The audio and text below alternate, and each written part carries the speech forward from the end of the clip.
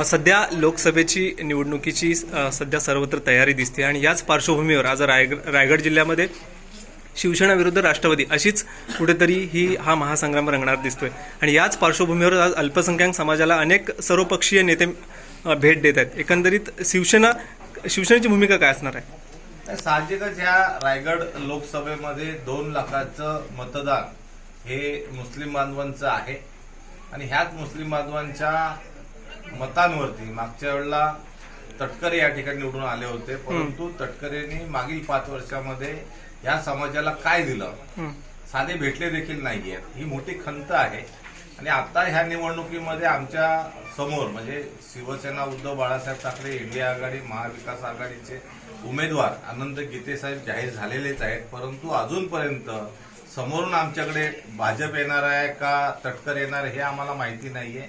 जे कोणी यायचे ते येऊ द्या, परंतु आम्ही 2 लाखाच्या 2.5 लाखाच्या मताधिक्याने या ठिकाणी ही लोकसभा यावेळेला जिंकू. त्या उद्देशाने आम्ही सर्वच कार्यकर्ते जे आहेत त्या स्तरावरती त्या समाज बांधवांबरोबर जाऊन चर्चा करून ह्या निवडणुकीला लढण्यासाठी तयारी केलेली आहे. लोकसभेच्या निवडणुकीच्या पार्श्वभूमीवर आज आपण नागरिकांना काय आवाहन कराल? नागरिकांना एवढंच आव्हान करायचं की राजकारण कोणत्या दिशेला चाललेलं आहे, हे देशाची निवडणूक आहे.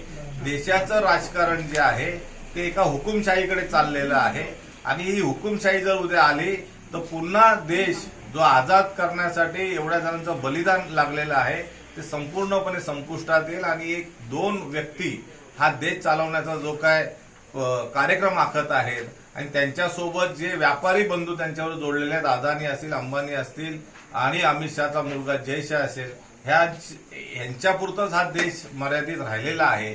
सर्वसामान्य हे त्रासलेले आहेत, ग्रासलेले आहेत. एबीपी माझा, उघडा डोळे बघा नीट.